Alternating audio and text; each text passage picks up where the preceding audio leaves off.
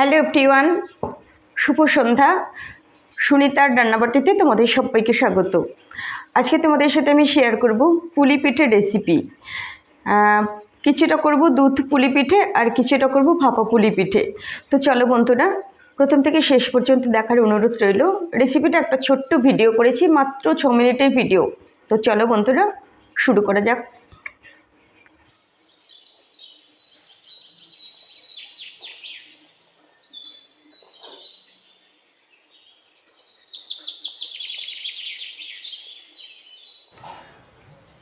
তো প্রথমে আমি আতপ চালটা ভিজিয়ে জল ঝরিয়ে রেখে দিয়েছিলাম আধা ঘন্টা মতো।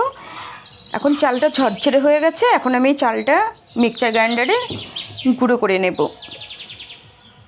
তো এই দেখো বন্ধুরা, গুঁড়ো করে নিয়েছি।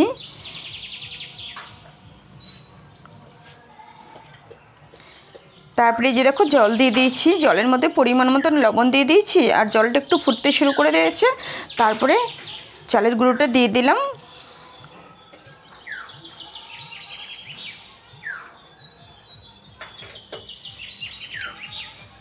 একটু ঢাকা দিয়ে রেখে দিয়েছিলাম 1 মিনিট মতো। তারপরে এখন ভালো করে নেড়ে চেড়ে সেদ্ধ করে নিলাম গুঁড়োটা। এবার এটা ঠান্ডা করার জন্য খানিকক্ষণ ঢাকা দিয়ে রেখে দেব।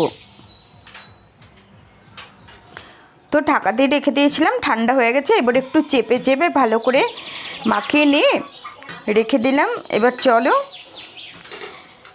নারকেলের পুরটা, মানে পুলি তৈরি করার জন্য পুর বানাতে হবে। তার জন্য হাজব্যান্ডকে বলেছি নারকেলটা কুড়িয়ে দিতে। হাজব্যান্ড নারকেলটা কুড়িয়ে দিচ্ছে। তারপরে আমি পুরি তৈরি করার জন্য পুরটা তৈরি করে নেব। তো নারকেলটা কোরানো হয়ে গেছে, কড়াইতে দিয়ে দিয়েছি নারকেল। এবার আমি নারকেলের সাথে খেজুরের ঝোলা গুড় দিয়ে দিলাম।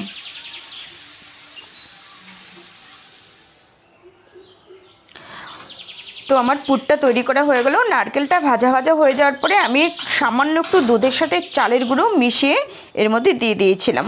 পুরটা একটু শক্ত শক্ত আঠা আঠা হওয়ার জন্য চালের গুঁড়ো, সামান্য একটু চালের গুঁড়ো দুধের সাথে দিয়ে দিয়েছিলাম। দেখো অনেকটা শুকনো শুকনো হয়েছে। তো আমার পুরটা তৈরি করা হয়ে গেছে। এবার আমি পুরটাকে মুঠি মুঠি করে ছোট ছোট করে তৈরি করে নেব পুলি তৈরি করার জন্য। এইবার আমি পুলিগুলো কিভাবে তৈরি করছি দেখো। আমি রুটির মতো বেলে নিয়ে তারপরে কটু ঢাকনা করে কেটে তারপরে পুলিগুলো তৈরি করব। একসঙ্গে অনেকগুলোই হয়ে যাবে, মানে একটা একটা করে করলে অনেকটা টাইম লাগবে।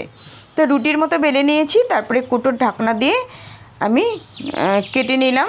একসঙ্গে আমার 5টা 4টে করে হয়ে যাবে। আর এই যে পুরগুলো আমি আগেই মুঠি মুঠি করে নিয়েছি, বানানোর সময় আমার সুবিধে হবে। আর এই যে যেগুলো সাইড দিয়ে আমি লাগিয়ে নিচ্ছি সেটা হচ্ছে একটু চালের গুঁড়ো আমি জল দিয়ে মাখিয়ে পাতলা করে মাখিয়ে নিয়েছি, সাইডগুলোতে দিয়ে দিয়েছি। তাহলে ওটা আঠার কাজ করবে। এই দেখো গোল রুটিটার মতো সেটা সাইড দিয়ে আমি লাগিয়ে দিচ্ছি। তারপরে পুরটার মধ্যে দিয়ে ভাঁজ করে একটু হালকা হালকা করে চেপে দিলেই যেই মাখানো চালের গুঁড়োটা আমি আগে লাগিয়ে নিয়েছি মুখটা বন্ধ হয়ে যাবে। এটা যারা একদমই নতুন, যারা তোমরা কোনো দিনই করোনি, তোমাদের যদি ইচ্ছে হয় তাহলে তোমরা করতে পারবে একদম খুব সহজ পদ্ধতিতে। হাতে করে চেপে চেপেও করতে হবে না, ডাইসও করতে হবে না, এরকম কুটোর ঢাকনা করে গোল গোল করে কেটে করে নিতে পারবে। তো এই দেখো বন্ধুরা, কত সুন্দর দেখতে হয়েছে।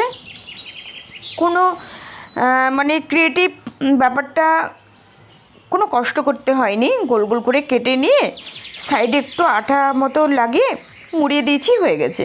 তারপরে এই যে দেখো আমি কড়াইতে দুধ দিয়ে দিয়েছি। এবার দুধের ভেতরে আমি দিয়ে দেব খেজুরের ঝোলা গুড়।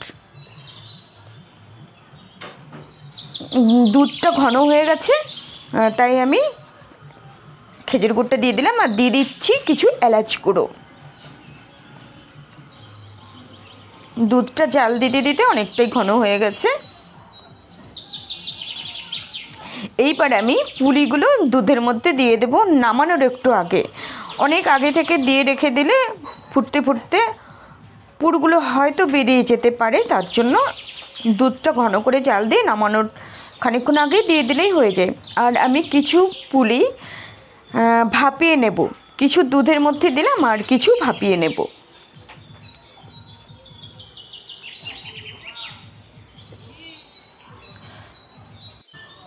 তো বন্ধুরা, পুলিগুলো দেওয়ার পরে আমি একদম আঁচটা কমিয়ে দিয়েছি।